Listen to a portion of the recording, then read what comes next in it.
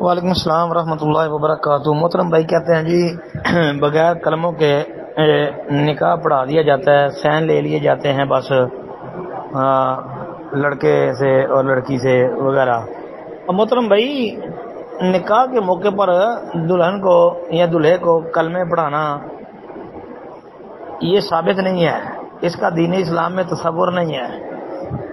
ایک تو بات یہ یاد رکھیں کہ نبی صلی اللہ علیہ وسلم کے نکاح ہوئے، نبی علیہ السلام کے صحابہ کی شادیاں ہوئی، ان کے نکاح ہوئے، کسی سے بھی یہ چیز نہیں ملتی کہ کسی نے نکاح کے موقع پر جو ہے وہ دلہے کو کلمے پڑھائے ہوں یا دلہن کو کلمے پڑھائے ہوں۔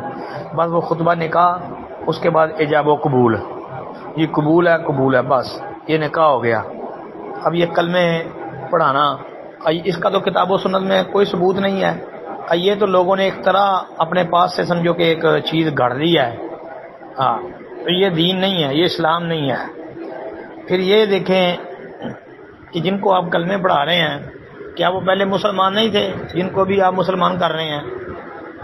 کچھ سوچیں، کوئی غور کریں، یہ دین اسلام کے ساتھ مذاق ہے، تو یہ صحیح نہیں ہے، یہ عمل درست نہیں ہے جی کلمے پڑھانے والا۔